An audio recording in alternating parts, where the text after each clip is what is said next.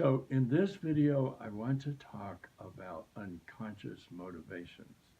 There is a considerable amount of empirical evidence for what I'm going to be telling you in this little video. The first lesson, let's define the unconscious. I have to tell you, Freud was wrong.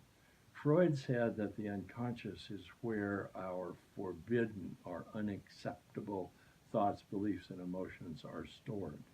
We know much better today because it's been 150 years or so, and we know from brain scans and so forth that for the first 4 to 5 years of life, the human brain is not capable of forming narrative memories. And so, but we're recording all the time. We're remembering all the time. We just haven't assembled what we're learning into a story. Beginning about age 4, well, usually a little bit later, but around 4 or 5, children begin to form those narrative memories, and later they'll say, oh yeah, like I did, I went to Madrona grade school. See, there's a narrative memory. Uh, but prior to that, there are no narratives, but everything that I experienced was recorded in my brain. And during that period of time, children are just absorbing everything that they can from their environment in order to keep themselves safe and to maximize or optimize safety, optimize pleasure, minimize danger. So they watch their parents and they learn, they absorb from watching their parents how parents behave and how parents expect the child to behave. And then they uh, do their best to behave like that.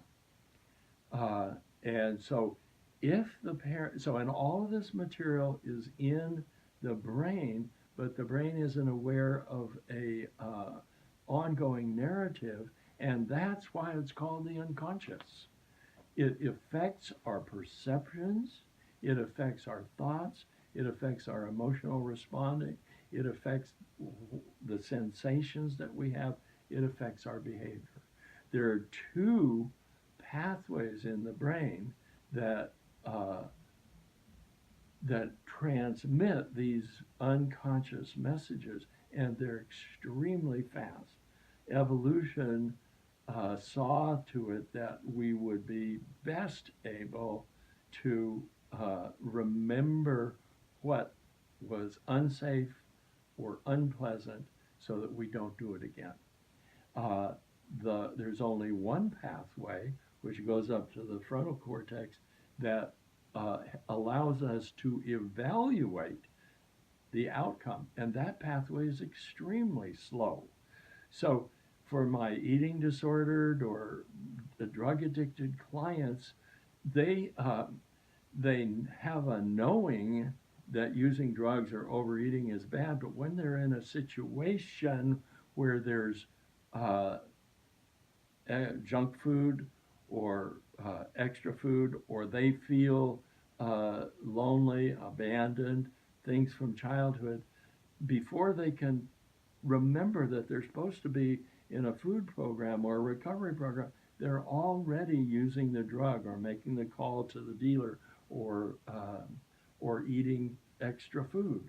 So this it's a challenge for everybody to be aware of their unconscious motivations.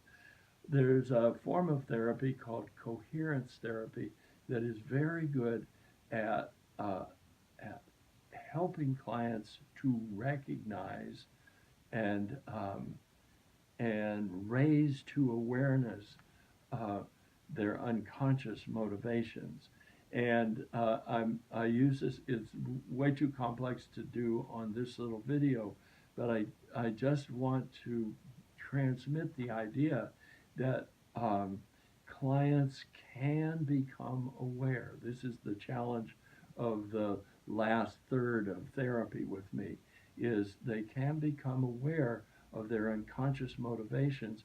And once they're aware of them, they can then they can evaluate, is that what I want to do? And then they can choose a different form, a different action. So when I can help clients become aware, say, in a scene where there's a whole lot of junk food available to them, that they can be aware of that impulse to eat the junk food, and using, remember the excitement piece from another video in this series, being excited about becoming a different person. They can change their personality. They can feel excited about changing their personality. See? And then they can say, no, I don't want that junk food today, or I don't want that big gulp soda, or I don't want that drug. I choose to go to a meeting instead of smoking marijuana. Something like that. Then they are on a pathway towards recovery, towards healing, towards achieving autonomy. Thank you for letting me share.